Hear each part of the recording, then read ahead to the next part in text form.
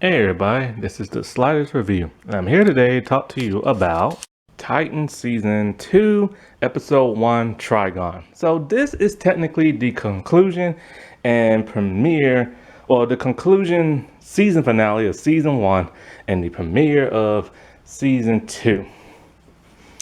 It's still ironic how they decided to scrap the original ending of Robin, Dick Grayson, becoming Nightwing, and everybody else getting their like costumes and stuff, along with the Doom Patrol, to like scrapping it, just making it all about a Dick Citron episode, that where he just kills Batman.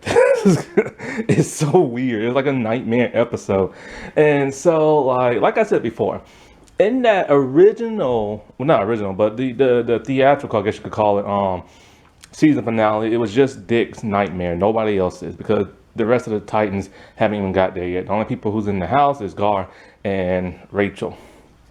So, like I said before in my rundown review of season 1, like, you know, Rachel defeats her father, some swirly stuff here and there, but I didn't go into detail what happened, so I think I should probably go into detail. When it comes to season 2, I will not probably do no, like, rundown review. If I do, it'll probably much later in the year, only because I've complained about this show so much that I pretty much like lay down like the groundwork of the problems I have with it. But yeah, also I really just don't feel like watching season 2 again. It was such a drag, man.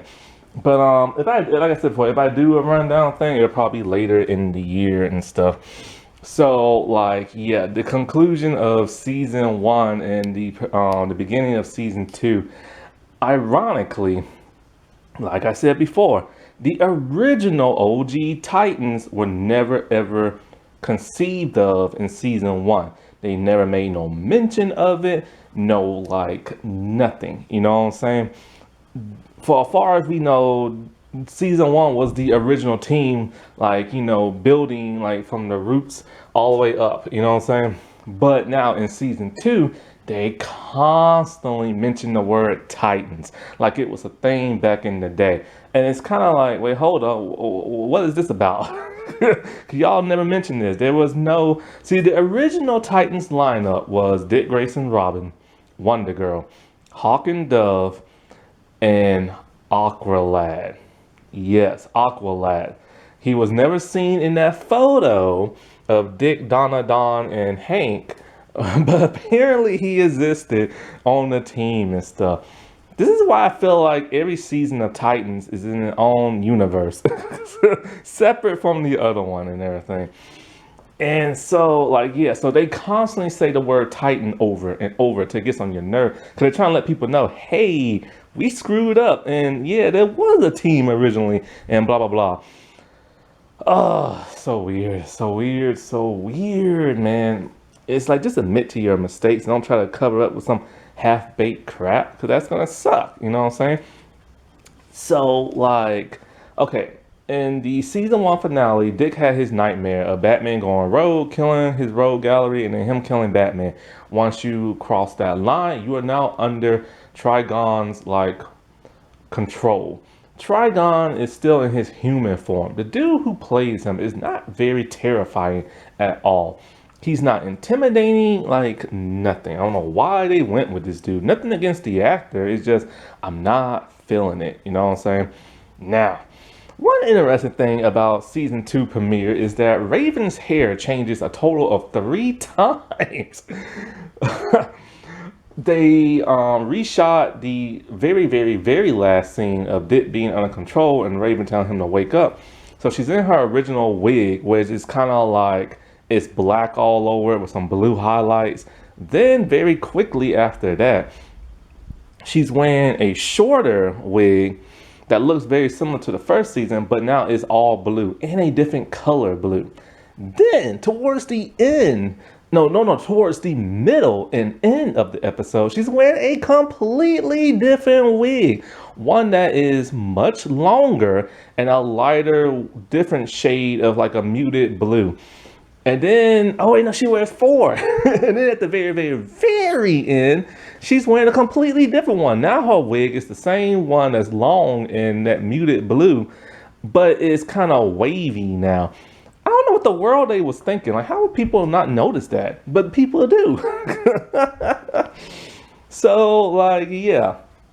When it starts off, Raven, okay, well, not Raven, but the whole, like, remember how I said it's always that blue tint and everything? Well, they upped the ante in the second season, especially in this first episode. It's more grayish blue, which is very jarring once you watch the last episode of season 1. So Raven trying to tell Dick to snap out of it. He won't. She gets mad. She tries to use her powers against her dad. He's all like, oh no, you're grounded. I'm taking away your powers and everything. So Gar grabs her by the hand and they hightail it around the house.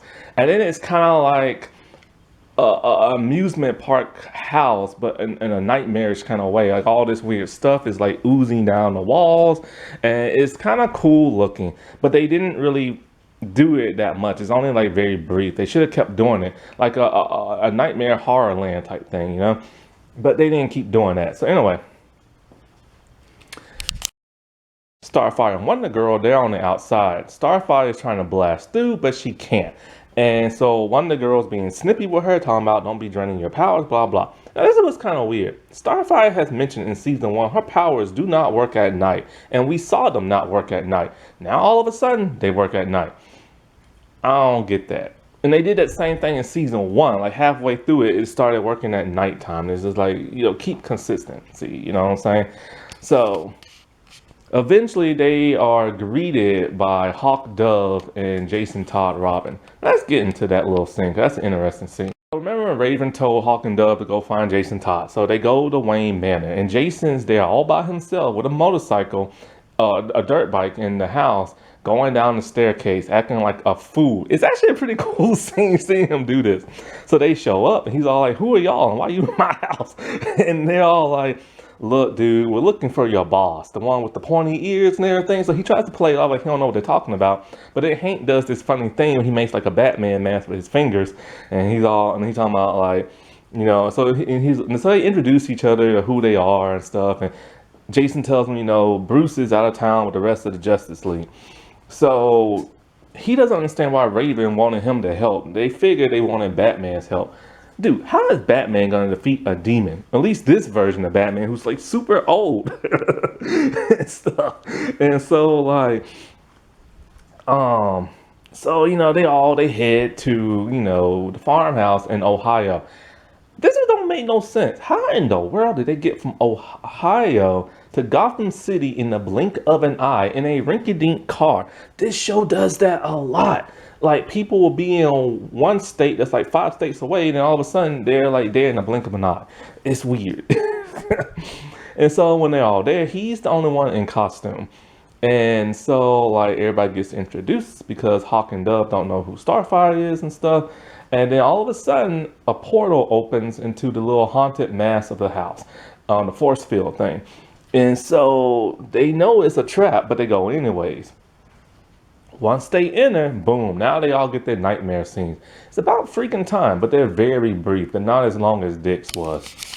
And Starfire, she meets like Gar and Raven running through the house, and she tries to help them. Now, we assume this is just the real thing, but it's not. And so Raven's all like, the only way to save everybody is to kill me and everything. And so Starfire, all right. So she grabs her by the neck and sets her on fire. It's a beautiful thing of ash. She knocks Gar out because he tries to stop her. Once you kill or go down that line of like sin, boom, she's now under Trigon's like whim and everything. With Donna, we finally get her backstory.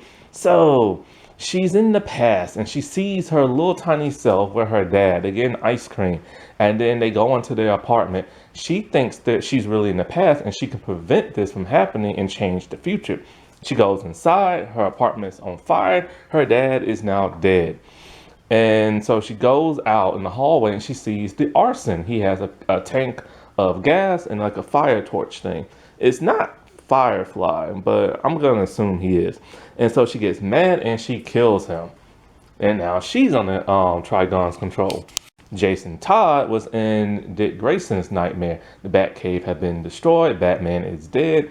He's mad at Dick. Dick is in his Robin suit. It's a cool fight scene between both Robins and stuff, where Dick gets the upper hand. Jason sees the gun of Joe Chill, And Dick is all like, you really think Bruce keeps that thing loaded? And Jason's all like, nope, but I do. And then he shoots like Dick in the head. Boom, under control.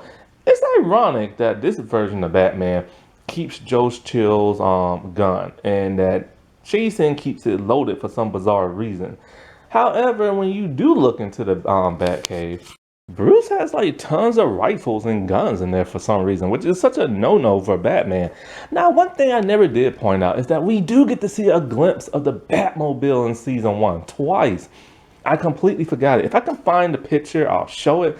But yeah, it's like it's a hybrid of the Tim Burton's Batmobile and the Adam West Batmobile. It looks more amazing than that's on Batwoman. So last with Hawk and Dove, Hank is fixing Dawn some cocaine, and he's all like, take this, you'll feel great. And the way he keeps saying it's like, you'll feel so good. Like the way he keeps saying it. And everything. I like this dude as an actor. He can do tough, he can do like soft, he used to play Aqua Man in Smallville, for those who don't know. He also had some show on Spike TV where he's kind of like a football player. I never watched that, but I did watch his weird sci-fi show on Sci-Fi Channel where it's like cars. It's weird. It's these monster cars that eat flesh. So it's like the cars constantly have to ride. Everybody's in a race, and you open up the hood of the car, and then you just throw a body in there, and it just devours like a body. It was a weird, gross, nasty show. It only lasted for one season, but now he's on Amazon. I think it's Jack Reacher or something like that, with Constant Wu. And so when Don takes the cocaine and everything, boom, now they're both under his control. Gar and Rachel see the others in the house. They're happy until they turn around and see they have been trigonified. And so, like, they're now worried. And then so Trigon, he punches his hand through Raven's chest and grabs her heart. He crushes it. And when he does that, he then turns into his monstrous form. I don't understand this version that they did. There's no Azarath. Her mom is evil. Her mom is actually a combination. Like both moms that was in the show is a combination of the one from the comics. They named her Angela Azarath instead of Angela Roth. That's just weird, but whatever. So there's no Azarath. There's like no mention of that land with the mystical women. There's no for some reason he's like he's in his demonic like realm, but he comes out through a mirror. I don't get that. And he comes out easily in his human form, which we know he does have a human form in the comics and stuff like that. But then, like, in order for him to turn his monstrous form, his devil looking form, he needs Raven's heart in there to crush it. That don't make no sense. So now she's under his control. So then he orders everybody to beat the snot rockets out of like Beast Boy, and they beat the Crimson Waves out of him. At some point, he turns himself into a snake. He finally turned into a different animal. How he turned in it, he doesn't know. We don't know. Nobody knows. He's only turned himself into 3 different animals in this entire series. A bat, a tiger, mostly, and a snake. And so he slithers on out of there. And so when he wakes up, you know, he grabs a towel, and then he grabs Rachel by the hand, and he tries to get her to remember who she is, and it does. Ooh, the power of love. So weird on this show. And then so like she tries to snap Dick out of it. So she goes in his nightmare state. Oh, I forgot, when they was running around the house, they were being chased by him. It was kind of a cool, like God, what's that thing Jack Nicholson did when he punch it, like, I don't know, he chops through like the door and he says something. Anyway, she goes in there and she brings up that she was drawn to Dick, like they was meant to meet, and that she went in his dream in the first episode of season 1 with the whole when he lost his parents thing. So she goes back to that, and he's still in his demonic form, and she tells him, okay, I'm gonna swing to you, and when I fall, like something like, if you don't catch me, then something, the power of love, and blah blah blah and stuff like that. So she swings, she falls, And so he, at first he wasn't gonna save her, but then he does. He's knocked out of that trance and he's back to normal. Trigon is doing something. Don't know what, but he's doing something. When he walks out into the field, all the grass dies, and he's making all this like weird, like dark sky stuff happen. Oh, I forgot to mention, he also puts a crystal inside of Raven's head to most like amplify her power and crap. Don't even go really into strong detail about that. And then so like then all of a sudden like she's all like, "Don't worry, I got this." With her new wig on and hairstyle, she starts walking out with a sachet and everything. Hips are going side to side, hands are going side to side. I don't know where she picked up this new walk, but she got a new spring in her step. And so she goes out there and her dad's all like, "Join me," and everything. She's like, "Nah." She said something kind of dumb or I forget what, but it's just something dumb she said, like a little catchphrase. Like they changed her personality a little bit in this season. Um and then she tells him, she has a true family now, the Titans. He's already killed her mom and everything, like just snapped her neck, like for just no reason, just to say, "Oh, look at me, I'm evil, I'm gonna snap your neck." No real reason whatsoever. So she lifts her hands up in the air. And so like it's all that swirly magic stuff she does, and then she doesn't put him inside the crystal in her forehead like it is in the animated series and movie. Instead, she opens up a portal as he's being disintegrated and he goes back into his realm. And boom, just like that, he's defeated. Like, don't know how she knew how to do that because she barely knows how to use her powers in the entire 3 seasons. And it was just like, bam, wham, thank you, ma'am, over. That was so disappointing. The team doesn't do nothing. She somehow does everything, don't know how, and it's very weak. After that, they're like on the news and stuff. Jason tells the entire world the Titans are back. And guess who sees that? Slade Wilson, who's living out in the mountains, all shaggy haired and everything. And I gotta say, this Slade Wilson, both out of suit and in suit, looks just like comic book accurate. However, this Slade is very lame in this show. The one in Arrow is a whole lot better, but his costume sucks. Yeah. So like he sees that, so then he heads back to like this more fancier place. He was living in a cabin in the woods, and in the blink of an eye, he's now shaven and he's in this really nice like place where his assistant like lets him in and stuff. And we see the suit, a beautiful suit. And so like since the day's been saved, the Titans, this is like the last 15 minutes of the show. They crammed this in. And so like the Titans go their separate ways. Dick takes Jason, Gar, and Rachel with him to drop like, Dick off, not Dick, but Jason off. I don't know what he's gonna do with the other two. I guess he's gonna keep them and stuff. But he decides he's gonna like, reopen Titan's Tower and stuff. But so Hawk and Dove go their way, Wonder Girl go their way, and Corey says she's gonna go back into space, but she doesn't. So anyway, don't know where the kids are at, but he's talking to Bruce. Man, we finally got to see Bruce Wayne. Oh, Bruce Wayne. I mean, oh. This dude, now I love this dude as an actor, but he's no Bruce Wayne. Like, he has the swagger, but he has that Irish accent. He tries to do the American thing, but still sounds Irish. And he's just too old. Like, the dude they had in the season 1, it was just a stunt double. They should have just got him. I don't care if he can act or not. They should have just got him. So anyway, him and Dick, they talk, and Dick's all like, "I'm sorry for blaming you all throughout season 1 and everything. It was my own like demons and faults." And it's like, really? So what was all that evil stuff like, "Oh, Bruce is so evil and this and that"? So then Bruce is actually pretty cool in this season until you get in the 3rd season, and he sucks. And now we see why Dick is the way he is. So inconsistent. He says he wants to open up Titan's Tower again, but I guess he needs Bruce's help or money or something like that. And so he said he'll do it on the one condition: if he takes Jason with him. So they're in Titan's Tower, and it's like a really cool scene. Like, Gar and Jason, they're going like giggly over like everything they see. Jason's loving the workout room. Gar is loving the old costume room. And Raven, with a new wig on, is just looking around. And she's just like, "What is this place?" And she acts so different now. and he's all in Jason, no, Jigsaw like is home, and we see the outside Titan's tower. It's just a regular skyscraper building. It's not shaped in a T or nothing like that, and it ends. This was such a rush finale. I cannot even begin to like tell you.